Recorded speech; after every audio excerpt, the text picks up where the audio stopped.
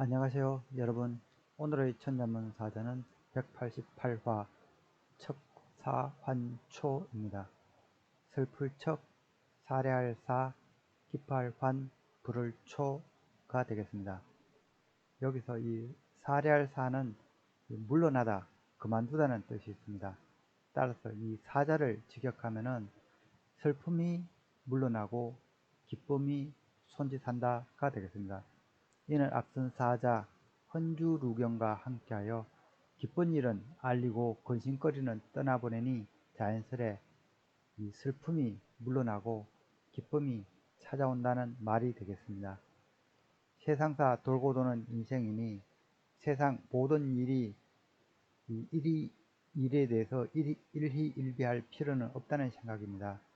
오늘 근심거리도 지나고 보면 다행스러운 일이 될 수 있는 것이니 좋지 않은 일은 빨리 마음에서 떨쳐버리고 기쁜 일만 마음에 담아 두어야 하지 않겠습니까?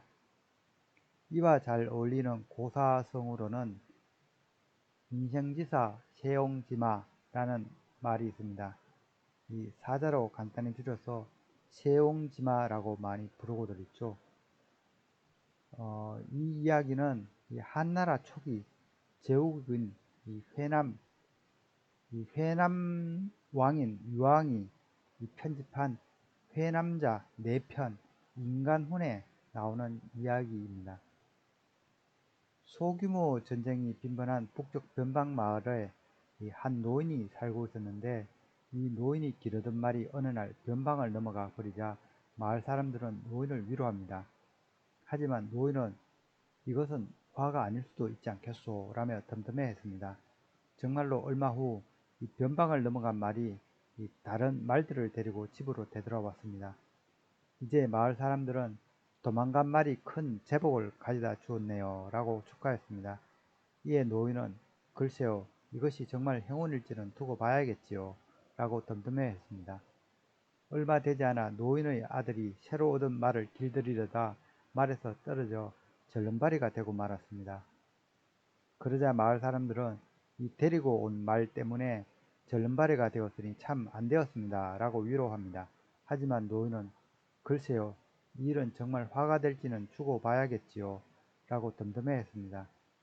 얼마 뒤 북방 오랑캐들이 침략하자 마을 젊은 남자들은 징집되었고 대부분 전장에서 죽거나 크게 다치게 됩니다.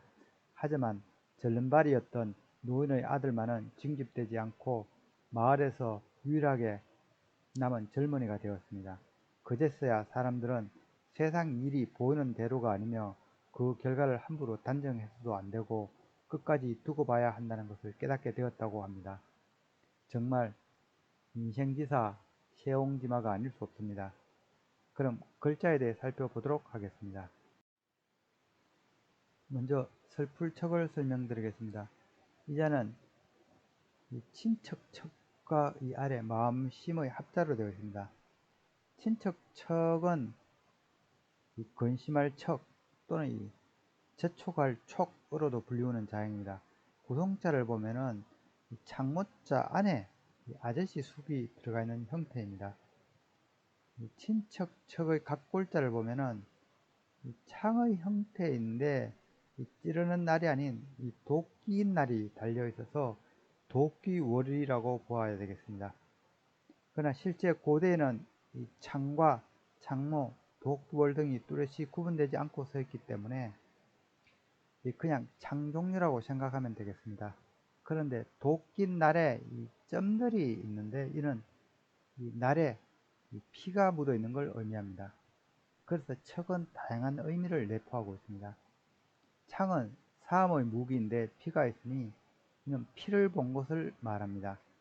그래서 척의 의미는 성내다, 붕괴하다는 뜻이 있고 또 피를 보았으니 무서워하다, 두려워하다, 슬퍼하다, 근심하다는 뜻도 있습니다.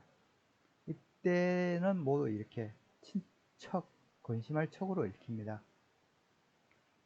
또한 이 피를 보았으니 다쳤다는 의미에서 서둘러 치료하다는 의미에서 긴박하다, 재촉하다, 조급하다, 빠르다는 뜻도 있습니다. 이때는 촉으로 읽힙니다. 그런데 이자는 점차 이 피의 의미가 강조되면서 혈족, 시족 등 같은 피를 나눈 집단을 의미하게 됩니다. 그래서 척은 친척, 결애, 가깝다, 친하다 등의 뜻으로 발전하여 오늘날에는 친척의 의미로 가장 많이 쓰이고 있습니다. 검문 자형을 보면은 이 창과자하고 아저씨 숙의 합자로 되어 있습니다. 즉, 이 창을 들고서 있는 이 젊은 장수를 그리고 있는데, 왜냐하면 이 자가 혈족이 강조되다 보니까 집안에서 이 젊은 어른을 뜻하는 이 아저씨 숙이 도입된 것으로 보입니다. 소전자형은 이 형태가 보면 도끼월과 아저씨 숙의 합자입니다. 그런데 오늘날 자형은 또 이 창모자와 이 아저씨 숙의 합자입니다. 그래서 이 시대마다 이 척은 그 구성자가 창의 형태가 다 다르게 표현되고 있어서 좀 재밌는 자형이라 할 수 있습니다. 제가 오래전에 이 창과자를 기본으로 하여서 이 창모, 도끼월, 개술 등에 대해서 설명을 한번 드린 적이 있는데 오늘 다시 한번 더 설명해 드릴까 싶습니다. 건문에서 먼저 이 창과자를 보면은 위에 이 나뭇가지를 의미하는 이 가지가 달려 있죠. 그리고 이 바닥 획은 이게 손잡이를 의미하죠. 이 나무 막대에 이 중간에 이 찌르는 이렇게 창이 달린 구조가 있는 것이 이 창과자가 되겠습니다. 이 사진은 고대 창의 형태입니다. 그리고 찌르는 창이 아니라 이 배는 칼날이 달린 것이 이 창모자와 이 개술자입니다. 이 배는 칼날이 이 장팔 사모처럼 이 반달형으로 이렇게 오목한 것이 창모, 이렇게 볼록한 것이 이 개술자가 되겠습니다. 그런데 이 개술자는 이 지키다는 의미에 우리가 집을 지키는 이 개에 빗대어져서 12지신 중에 개를 의미하게 됨에 따라 오늘날 이 개술로만 사용되고 있습니다. 그리고 이 막대 이 끝에 이 후리는 이 도끼 날이 달린 것이 이 도끼월이 되겠습니다. 이 자형들은 시대에 따라 쓰임이 엄격하게 구분된 것 같지는 않습니다. 그러고 보니까 이 창모자는 보통 무성하다는 또 뜻이 있는데요. 그건 이 반달형의 이 창이 풀을 베는 이 긴 낫의 구조와 같기 때문입니다. 그래서 이 무성한 풀을 벤다는 의미인데, 그래서 무성하다는 뜻을 갖게 됩니다. 이후 소전에서는 그 뜻을 좀 명확하게 하고자 이 머리부에 풀자자를 얹어서 이 무성할무가 따로 만들어졌습니다. 그래서 이 척의 원래 의미는 이 피를 보아서 근심하다, 슬퍼하다 였지만은 점차 피를 나는 혈족을 의미하게 되면서 원래 근심하다는 뜻을 따로 나타내기 위해서 소전에서는 이 마음심을 이렇게 변에 추가한 이 슬플 척을 다시 만들게 됩니다.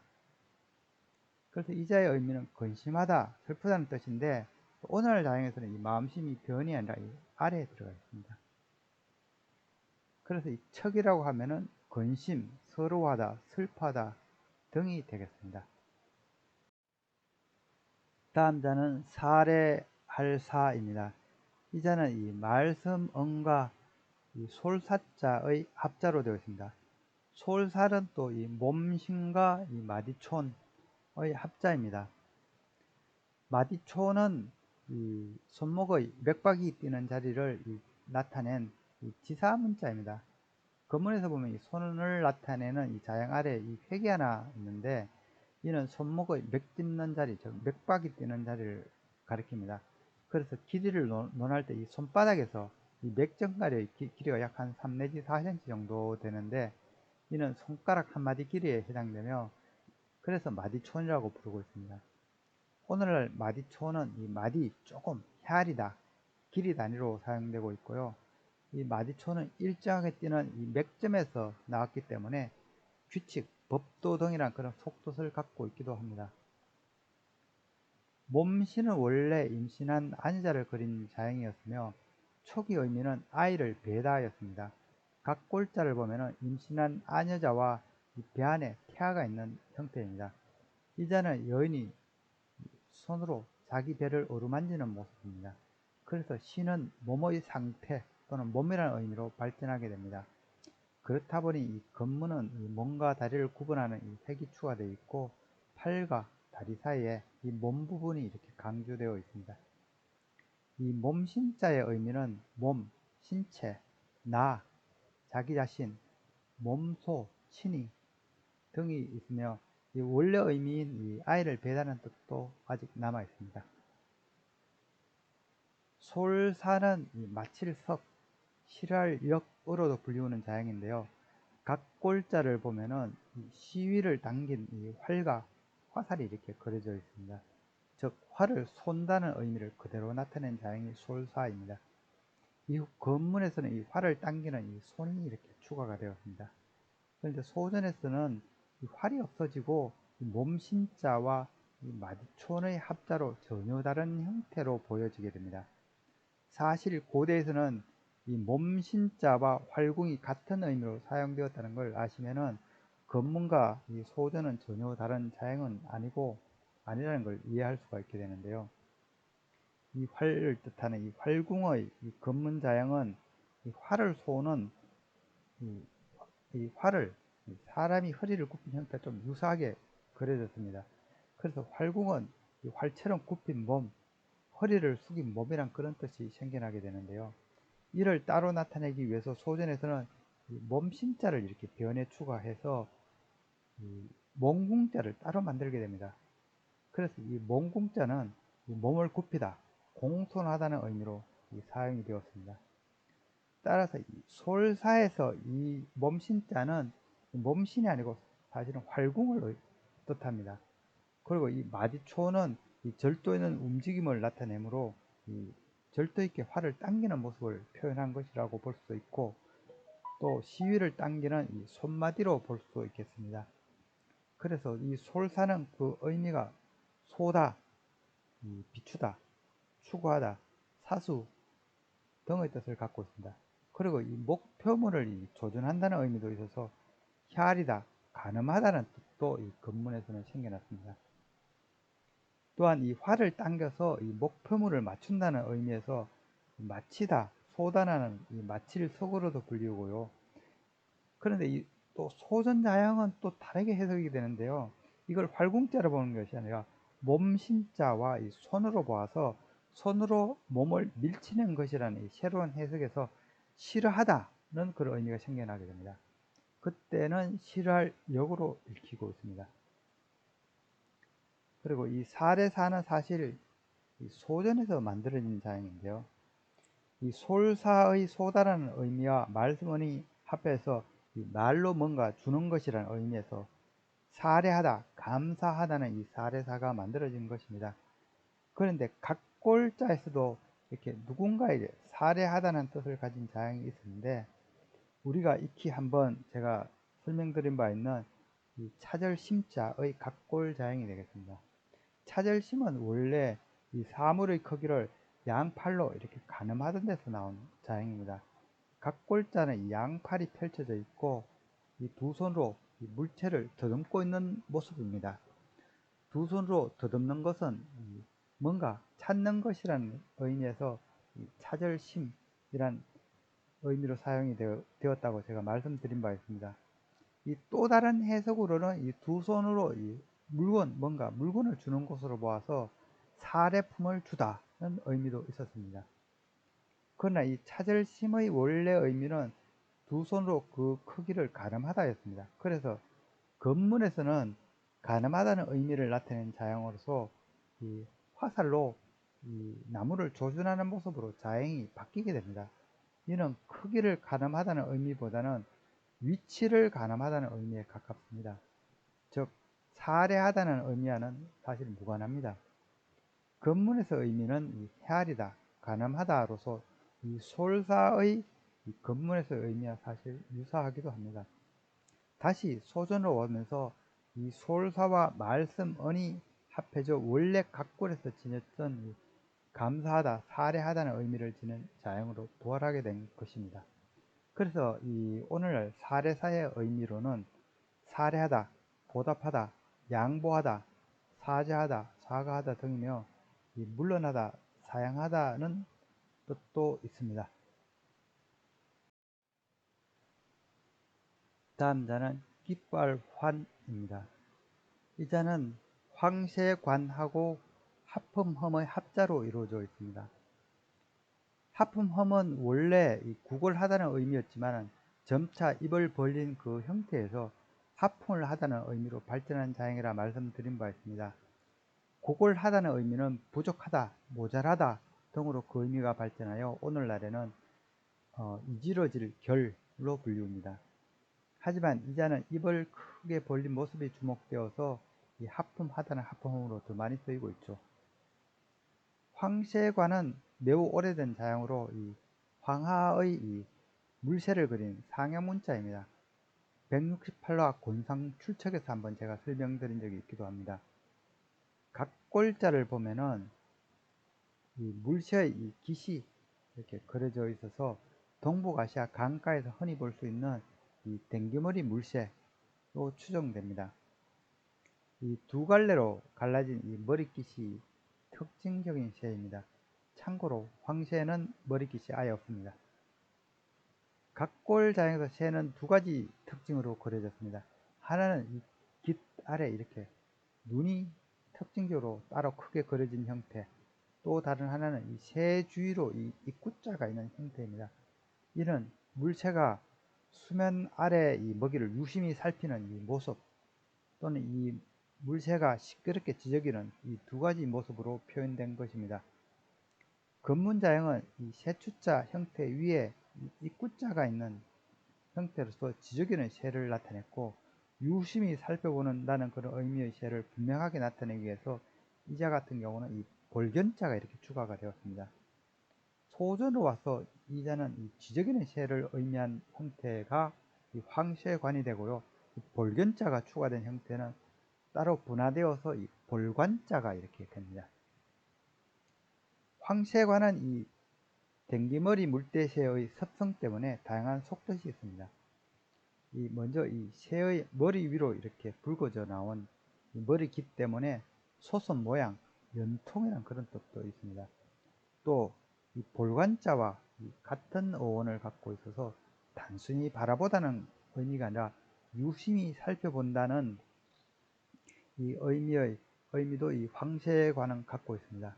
마지막으로 시끄럽게 지저귀는 이 물새떼의 이 특징 때문에 시끄럽다, 제잘거리다, 기뻐 소리치다는 의미로 많이 사용되고 있기도 합니다.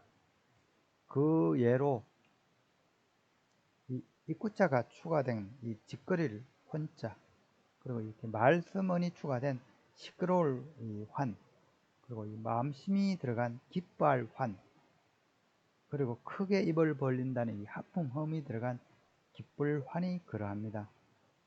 이 기뻐할 환은 기뻐 함성을 내는 느낌을 잘 살린 자행이라 할 수가 있는데요. 이 환이라고 하면 오늘날 기쁘다, 기뻐하다, 사랑하다, 좋아하다, 기쁨, 즐거움 등의 뜻으로 사용되고 있습니다. 오늘의 마지막 자는 불을초가 되겠습니다. 이 자는 제방변에 불을소가 있는 형태입니다. 불을소는 이 제사상에 음식을 올려 죽은 혼백을 부른다는 의미에서 기원한 자로서 대추조로도 불리우는 자행입니다. 각골자를 보면은 이 두 손으로 수저를 공손히 들고 이 아래 입구자 형태의 그릇에 올리는 모양입니다. 이 아래 형태는 이 제사상 위에 이 수저가 두 개 나란히 올려진 형태입니다. 이 수저 형태는 비수기가 아닌 칼도자 형태로 그려지고 있는데요. 두 번째 각골자를 보면은 이 두 손으로 든 이 수저 형태가 칼도도 아니고 비수비도 아닌 이 사람인자 형태입니다. 이는 이 자행이 죽은 이를 부른다는 의미였기 때문에 두 손으로 공손히 받드는 것이 조상이라는 해석에서 사람인이 쓰인 것으로 보입니다.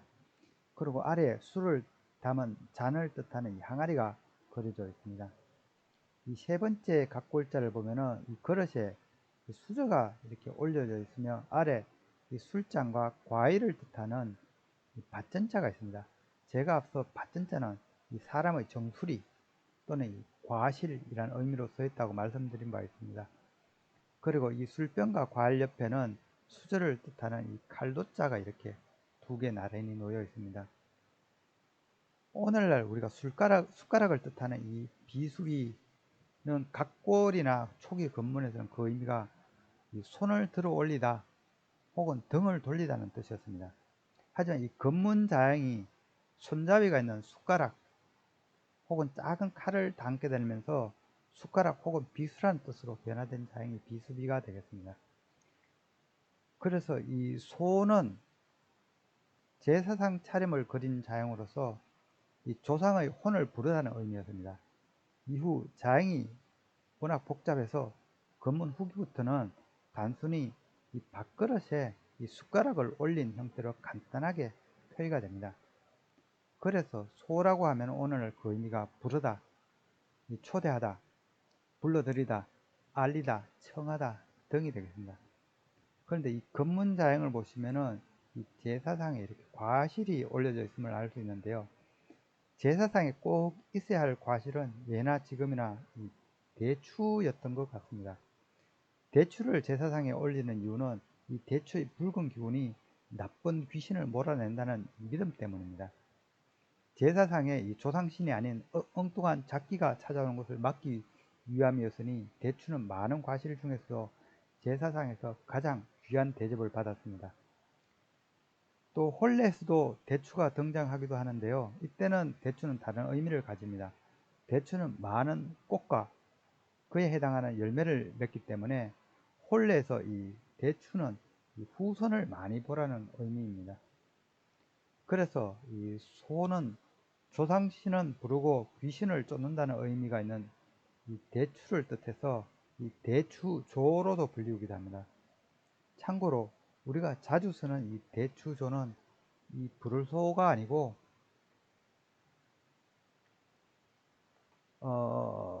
이 형태가 되죠.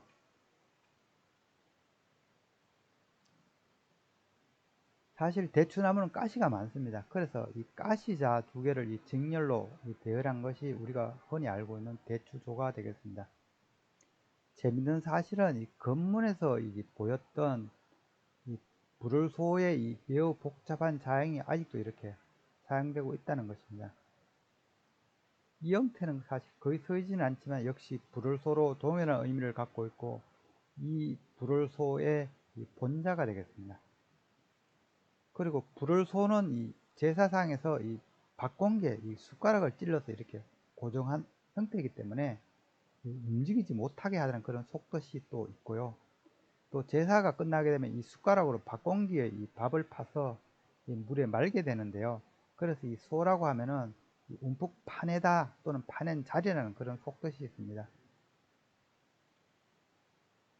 이 자는 이 넙소자죠.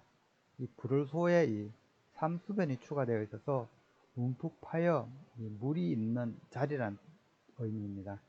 그래서 이 자는 이 넙이나 못을 의미합니다.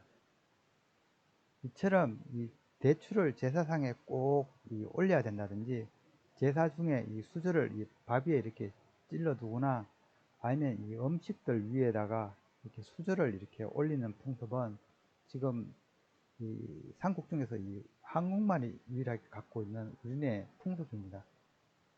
그래서 이 각골문이 동이족과 밀접한 관련이 있다는 것을 어느 정도 짐작할 수 있기도 합니다.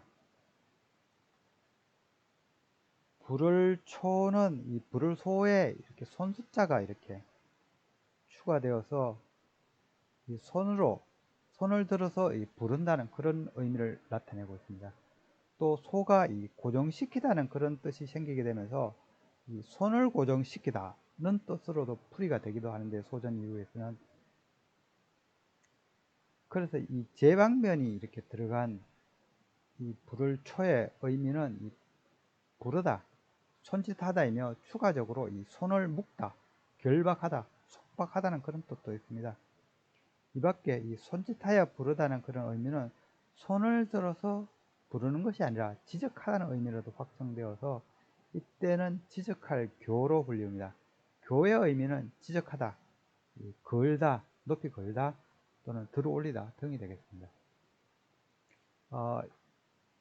이 불을초에 대한 이 설명이 좀 길어지고 있는데요. 사실 천자문에 다시 나오지 않을 자행이라 추가 설명할 필요가 있는 자가 여기 보이는 이 뜻자입니다. 뜻자가 바로 이 입구자와 사실은 이 숟가락을 뜻하는 이 비수의 합자이기 때문입니다. 각 골자를 보면은 이 사람인과 입구자의 합자입니다. 이 사람의 입을 나타내고 있습니다. 즉, 이 사람의 입의 기능을 뜻하는 자양이었습니다만은, 근데 입의 의미로 말하다는 것이 아니라 이 먹는 것이 부각되면서 건문에서는 이 먹고 있는 입을 뜻하는 이 달감자와 숟가락을 뜻하는 이 비수비로 이렇게 바뀌게 됩니다. 일부 건문에서는 이 비수비는 이 손잡이를 뜻하는 이 가르획이 들어가 있어서 확실히 이 자가 숟가락임을 나타내고 있습니다.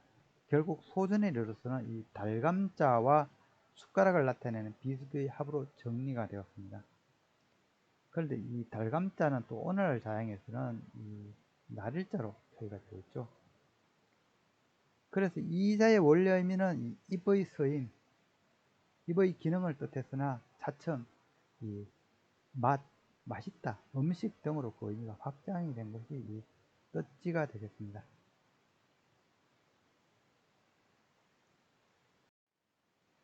이상으로 오늘의 천자문 사자 척사환초, 즉 슬픔은 물러나고 기쁨이 찾아온다는 사자성어를 마치도록 하겠습니다.